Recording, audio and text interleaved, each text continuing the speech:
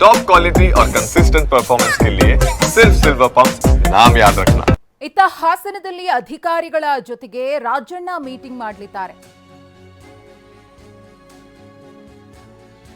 ಹಾಸನ ಜಿಲ್ಲಾ ಉಸ್ತುವಾರಿ ಸಚಿವರಾಗಿರುವಂತಹ ಕೆಎನ್ ರಾಜಣ್ಣ ಚನ್ನರಾಯಪಟ್ಟಣದ ಪ್ರವಾಸ ಮಂದಿರದಲ್ಲಿ ಸಭೆ ಕರೆದಿದ್ದಾರೆ.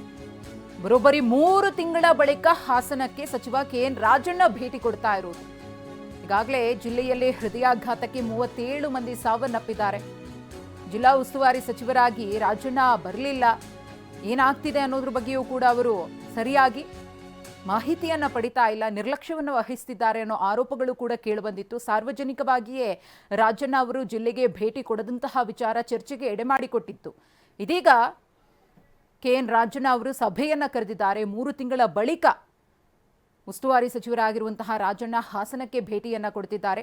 ಜಿಲ್ಲೆಯಲ್ಲಿ ಅಧಿಕಾರಿಗಳ ಜೊತೆಗೆ ರಾಜಣ್ಣ ಮೀಟಿಂಗ್ ಮಾಡಲಿದ್ದಾರೆ. ಶಾಸಕ CN Balakrishna, DC KS Latha Kumari, SP Mohammed Sujeetha ಸೇರಿದಂತೆ ಅನೇಕ ಅಧಿಕಾರಿಗಳು ಈ ಸಭೆಯಲ್ಲಿ ಭಾಗಿಯಾಗ್ತಾರೆ.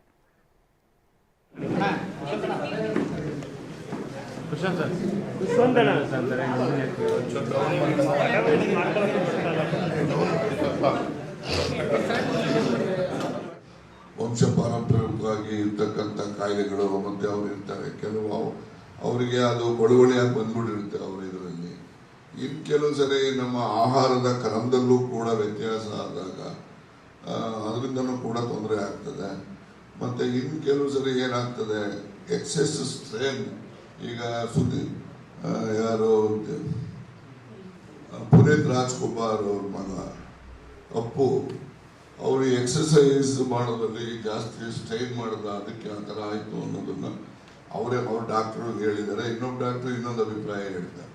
ಅದೇನೇ ಇರಲಿ, ಯಾವಾಗಲೂ ಕೂಡ ನಮ್ಮ ಶರೀರಕ್ಕೆ ಶಕ್ತಿ ವಿಸ್ಟ್ಯಾಂಡ್ ಮಾಡುವಂಥ ಶಕ್ತಿ ಎಷ್ಟಿರ್ತದೋ ಅಷ್ಟಕ್ಕೆ ನಾವು ಸ್ಟ್ರೈನ್ ಮಾಡಬೇಕು. ಓವರ್ ಮಾಡಿದ್ರೆ ಅದರಿಂದ ದುಷ್ಪರಿಣಾಮಗಳು ಹೆಚ್ಚಾಗ್ತವೆ ಅಂತಕ್ಕಂಥದ್ದು ಎಲ್ಲ ಇದೆ. ಮತ್ತೀಗ ನಾವು ಹೊಸದಾಗಿ ಈ ಒಂದು ಹೃದಯಾಘಾತಗಳ ಹಿನ್ನೆಲೆಯಲ್ಲಿ ಸರ್ಕಾರದ ಮಟ್ಟದಲ್ಲಿ ಚಿಂತನೆ ಏನಂದ್ರೆ, ನಾವು ಈ ಹೃದಯದ ಸಂಬಂಧದಂತೆ ತಪಾಸಣೆಗಳನ್ನು ಕಿರಿ ವಯಸ್ಸಿನ ಮಕ್ಕಳಿಂದಲೇ ಕೂಡ ನಾವು ಮಾಡಬೇಕು. ಮತ್ತೆ ಪ್ರತಿ ವರ್ಷನೂ ಕೂಡ ಕಡ್ಡಾಯವಾಗಿ ಆ ಹೃದಯ ತಪಾಸಣೆ ಕಾರ್ಯಚಟುವಟಿಕೆಗಳನ್ನು ಎಲ್ಲ ಕಡೆ ನಡೆಸ್ತಕ್ಕಂಥದ್ದಕ್ಕೆ ಕಾರ್ಯಯೋಜನೆಯನ್ನು ನಾವು ಸಿದ್ಧ ಮಾಡ್ತಕ್ಕಂಥದ್ದಕ್ಕೆ ಚಿಂತನೆ ನಡೆದಿದೆ. ಹಾಗಾಗಿ ಯಾರೆಲ್ಲ ಸತ್ತಿರೋರ ಬಗ್ಗೆ ನಮಗೂ ಕೂಡ ಅನುಕಂಪ ಇದೆ. ನಾವು ಎಲ್ಲರೂ ಕೂಡ ಆ ರೀತಿ ಸಾವು ಆಗಬಾರ್ದು. ಎಲ್ಲ ಚಿಕ್ಕ ವಯಸ್ಸಿನವರು ಕೂಡ ಇದರಲ್ಲಿ ಹಸುಮೀಗಿರ್ತಕ್ಕಂಥದ್ದು ಅಂತ ಹೇಳಿದ್ರೆ ಎಲ್ರಿಗೂ ಕೂಡ ಮನಸ್ಸಿಗೆ ಬೇಸರ ತರುವಂಥ ಸಂಗತಿ. ಹಾಗಾಗಿ ನಾವು ಇದನ್ನ ಮುಂದೆ ಈ ರೀತಿಯ ಸಾವುಗಳು ಆಗಬಾರ್ದು. ಆ ಸಾವುಗಳು ಆಗದ ರೀತಿಯಲ್ಲಿ ಏನೆಲ್ಲ ಸರ್ಕಾರ ಕ್ರಮಗಳನ್ನು ತೆಗೆದುಕೋಬೇಕಾಗ್ತದೆ, ಆ ಕ್ರಮಗಳನ್ನು ತೆಗೆದುಕೊಳ್ಳೋದಕ್ಕೆ ಈಗಾಗಲೇ ಚಿಂತನೆ ಮಾಡಿದ್ದೇವೆ. ನಾನು ಕೂಡ ಇಲ್ಲಿ ಬರೋದಕ್ಕಿಂತ ಮುಂಚೆ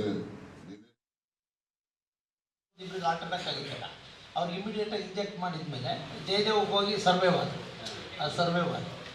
ಇದು ಅದಕ್ಕೆ ತಮ್ಮಲ್ಲಿ ಒಂದು ವಿನಂತಿ ಮಾಡ್ತಕ್ಕಂಥದ್ದು ಏನು ಅಂದರೆ, ಈಗ ಇದೊಂದು ಇರೋದ್ರಿಂದ ಇದು ನಮ್ಮ ಹಾಸನ ಜಿಲ್ಲಾ ಆಸ್ಪತ್ರೆಯಲ್ಲಿ ಒಂದು ಮೆಗಾ ಕ್ಯಾಂಪನ್ನು ಒಂದು ಮಾಡ್ತಕ್ಕಂಥದ್ದಕ್ಕೊಂದು ತಾವು ಅವಕಾಶ ಮಾಡಿಕೊಡ್ಬೇಕು ಅನ್ನೋದೊಂದು. ಇಲ್ಲೇನಾಗಿದೆ, ಕೆಲವರು BPL ಕಾರ್ಡ್ ಮೇಲೆ ಪ್ರೈವೇಟಲ್ಲಿ ಉಚಿತ ಚಿಕಿತ್ಸೆ ಸಿಗ್ಬೋದು, ಸಿಗದಲ್ಲೇ ಇರ್ಬೋದು. ಈ ಜಯದೇವದೊಂದು ನಿಮ್ಮ ಇದರಲ್ಲಿ ಮನೆ ಮುಖ್ಯಮಂತ್ರಿಗಳ ಒಂದು ಇದರಲ್ಲಿ ಒಂದು ಯೂನಿಟನ್ನು ಹಾಸನಿಗೆ ಒಂದು ಅಳವಡಿಸ್ಕೊಡ್ತಕ್ಕಂಥದ್ದಕ್ಕೆ ಅವಕಾಶ ಆಗಬೇಕು ಅನ್ನೋದೊಂದು. ನಾನೇನು ಡಾಕ್ಟ್ರ್ ಅಲ್ಲ, ಈ ಹಾರ್ಟ್ ಅಟ್ಯಾಕ್ ಆಗುತ್ತೋ ಇಲ್ವೋ ಅಂತ ಒಂದು ಟೆಸ್ಟ್ ಇದೆಯಲ್ಲ ಡಾಕ್ಟ್ರೆ, ಅದನ್ನು ಜನರಿಗೆ ಅದನ್ನು ಇಂಟ್ರೊಡ್ಯೂಸ್ ಮಾಡಿದರೆ ಸೊ ಅದನ್ನು ಇನ್ನೂ ಕೂಡ ಆಗುವಂಥವ್ರು ಅವಾಯ್ಡ್ ಮಾಡ್ಕೊಳ್ತಕ್ಕಂಥದ್ದಕ್ಕೆ ಅವಕಾಶ ಆಗುತ್ತೆ. ಇನ್ನು ನಾನು ಹಿಮ್ಸಲ್ಲಿ ನೀವೊಬ್ಬರೇ ಇದ್ದೀರಾ ಅಂತ ತಿಳ್ಕೊಂಡಿದ್ದೀನಿ, ನೀವೊಬ್ಬರೇ ಕಾರ್ಡಿಯಾಲಜಿಸ್ಟ್ ಇದ್ದೀರಿ ಅಂದ್ಕೊಂಡಿದ್ದೀನಿ. ಇಲ್ಲ ಸ್ವಲ್ಪ 2-3 ಜನ ಹೆಚ್ಚು ಇದು ಮಾಡ್ಕೊಂಡೋಣ, ಸ್ವಲ್ಪ ಅದನ್ನು ತಾವು ಮಾಡಿದರೆ ಹೆಚ್ಚು ಅನುಕೂಲ ಈ ಭಾಗಕ್ಕಾಗುತ್ತೆ. ನಾವು ಸಾಮಾನ್ಯ ನಮ್ಮ ತಾಲೂಕಲ್ಲಿ ಯಾವುದೇ ಬಂದ್ರೂ ಮೈಸೂರು ಅಥವಾ ಬೆಂಗಳೂರು ಜಯದೇವಕ್ಕೆ ಒಂದು ಶಿಫಾರಸು ಮಾಡಿ ಕಳಿಸಿ ಅಲ್ಲೂ ಒಳ್ಳೆ ಚಿಕಿತ್ಸೆಗಳು ದೊರೀತಾ ಇದೆ. ಆ ರೀತಿ ಹಾಸನದಲ್ಲಿ ಒಂದು ಸುಸಜ್ಜಿತವಾದಂಥ ಹಾಸ್ಪಿಟಲ್ ಕಟ್ಟಡ ಇದು ಪೂರ್ಣಗೊಂಡಿರೋದ್ರಿಂದ ಜಯದೇವದ ಒಂದು ಯೂನಿಟ್ ಪೂರ್ಣ ಪ್ರಮಾಣದಲ್ಲಿ ECG, ಎಕೋ, ಟ್ರೆಡ್ಮಿಲ್ಲು, ಆಮೇಲೆ ಜೊತೆಗೆ ಕ್ಯಾತ್ಲ್ಯಾಬ್, ನೀವು ಆಂಜಿಯೋಗ್ರಾಮು ಮಿನಿಮಮ್ 1-2 ಸ್ಟೆಂಟ್ಗಳು ಏನಾದ್ರು ಹಾಕುವಂಥ ಸರ್ಟಿಫಿಕೇಟ್ ಕೊಟ್ಟಿದ್ರೆ ಇವತ್ತು 4 ಜನ ಡಾಕ್ಟರ್ಸ್ ಬೇಕಾಗ್ಬೋದು ಅನ್ನೋದು ನನ್ನ ಅಭಿಪ್ರಾಯ.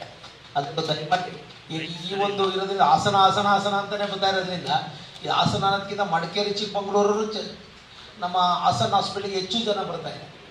ಅದರಿಂದ ಇದನ್ನೊಂದು ಅವಕಾಶ ನಿಮ್ಮ ಒಂದು ಅಧ್ಯಕ್ಷತೆಯಲ್ಲಿ ನಾಯಕತ್ವದಲ್ಲಿ ಮಾಡಿಕೊಡ್ಬೇಕು ಅಂತ ಈ ಮೂಲಕ ನನಗೆ ವಿನಮ್ರವಾಗಿ ವಿನಂತಿ ಮಾಡ್ತೀನಿ.